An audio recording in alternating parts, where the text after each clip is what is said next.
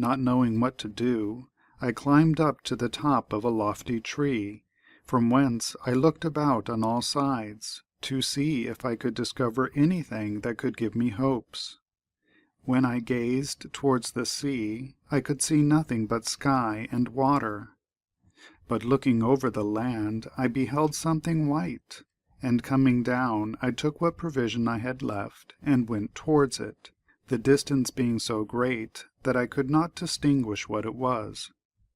As I approached, I thought it to be a white dome, of a prodigious height and extent, and when I came up to it, I touched it, and found it to be very smooth. I went round to see if it was open on any side, and saw it was not, and that there was no climbing up to the top, as it was so smooth. It was at least 50 paces round. By this time the sun was about to set, and all of a sudden the sky became as dark as if it had been covered with a thick cloud. I was much astonished at this sudden darkness, but much more when I found it occasioned by a bird of a monstrous size, that came flying towards me. I remembered that I had often heard mariners speak of a miraculous bird called the Roc, and conceived that the great dome which I so much admired must be its egg. In short, the bird alighted and sat over the egg. As I perceived her coming, I crept close to the egg, so that I had before me one of the legs of the bird, which was as big as the trunk of a tree. I tied myself strongly to it with my turban, in hopes that the Roc next morning would carry me with her out of this desert island. After having passed the night in this condition, the bird flew away as soon as it was daylight, and carried me so high that I could not discern the earth. She afterwards descended with so much rapidity that I lost my senses. But when I found myself on the ground, I speedily untied the knot, and had scarcely done so, when the Roc, having taken up a serpent of a monstrous length in her bill, flew away.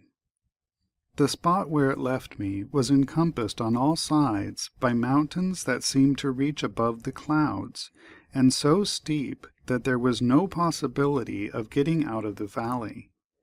This was a new perplexity, so that when I compared this place with the desert island from which the Roc had brought me, I found that I had gained nothing by the change. As I walked through this valley, I perceived it was strewed with diamonds, some of which were of a surprising bigness. I took pleasure in looking upon them, but shortly saw at a distance such objects as greatly diminished my satisfaction, and which I could not view without terror, namely, a great number of serpents, so monstrous that the least of them was capable of swallowing an elephant.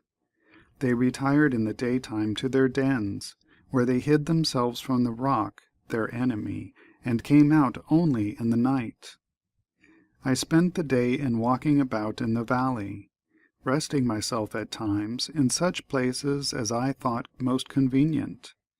When night came on, I went into a cave, where I thought I might repose in safety.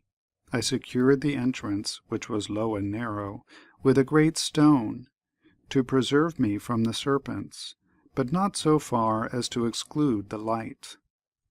I supped on part of my provisions, but the serpents, which began hissing round me, put me into such extreme fear that I did not sleep. When day appeared, the serpents retired, and I came out of the cave trembling.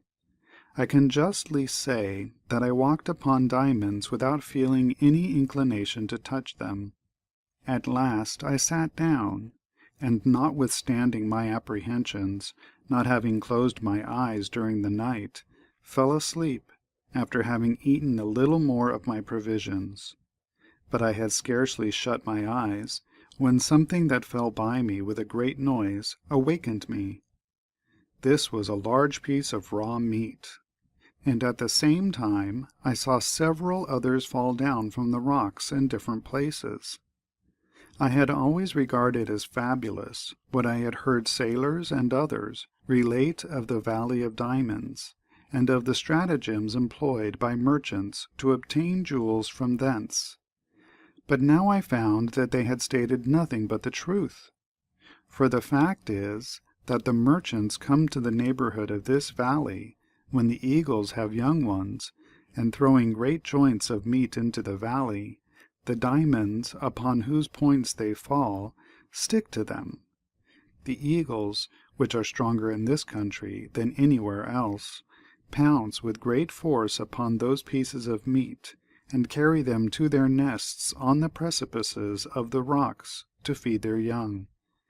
The merchants at this time run to their nests, disturb and drive off the eagles by their shouts, and take away the diamonds that stick to the meat. I perceived in this device the means of my deliverance. Having collected together the largest diamonds I could find, and put them into the leather bag in which I used to carry my provisions, I took the largest of the pieces of meat, tied it close round me with the cloth of my turban, and then laid myself upon the ground with my face downward, the bag of diamonds being made fast to my girdle. I had scarcely placed myself in this posture, when one of the eagles, having taken me up with a piece of meat to which I was fastened, carried me to his nest on the top of the mountain. The merchants immediately began their shouting to frighten the eagles, and when they had obliged them to quit their prey, one of them came to the nest where I was. He was much alarmed when he saw me, but, recovering himself, instead of inquiring how I came thither, began to quarrel with me, and asked why I stole his goods. "You will treat me," replied I, "with more civility when you know me better. Do not be uneasy. I have diamonds enough for you and myself, more than all the other merchants together. Whatever they have, they owe to chance, but I selected for myself, in the bottom of the valley, those which you see in this bag." I had scarcely done speaking when the other merchants came crowding about us, much astonished to see me, but they were much more surprised when I told them my story. They conducted me to their encampment, and there, having opened my bag, they were surprised by the largeness of my diamonds, and confessed that they had never seen any of such size and perfection. I prayed the merchant who owned the nest to which I had been carried, for every merchant had his own, to take as many for his share as he pleased. He contented himself with one, and that, too, the least of them. And when I pressed him to take more, without fear of doing me any injury, "No," said he, "I am very well satisfied with this, which is valuable enough to save me the trouble of making any more voyages, and will raise as great a fortune as I desire." I spent the night with the merchants, to whom I related my story a second time, for the satisfaction of those who had not heard it. I could not moderate my joy when I found myself delivered from the danger I have mentioned. I thought myself in a dream, and could scarcely believe myself out of danger. The merchants had thrown their pieces of meat into the valley for several days, and each of them being satisfied with the diamonds that had fallen to his lot, we left the place the next morning, and travelled near high mountains, where there were serpents of a prodigious length, which we had the good fortune to escape. We took shipping at the first port we reached, and touched at the Isle of Roha, where the trees grow that yield camphor. The tree is so large, and its branches so thick, that 100 men may easily sit under its shade. The juice, of which the camphor is made, exudes from a hole bored in the upper part of the tree, is received in a vessel, where it thickens to a consistency, and becomes what we call camphor. After the juice is thus drawn out, the tree withers and dies. In this island is also found the rhinoceros, an animal less than the elephant, but larger than the buffalo. It has a horn upon its nose, which is solid and cleft through the middle. The rhinoceros fights with the elephant, runs his horn into his belly, and carries him off upon his head. But the blood and the fat of the elephant running into his eyes and making him blind, he falls to the ground, and then, strange to relate, the roc comes down and carries them both away in her claws, for food for her young ones. Here I exchanged some of my diamonds for merchandise. From hence we went to other islands, and at last, having touched at several trading towns of the continent, we landed at Bussorah, from whence I proceeded to Baghdad.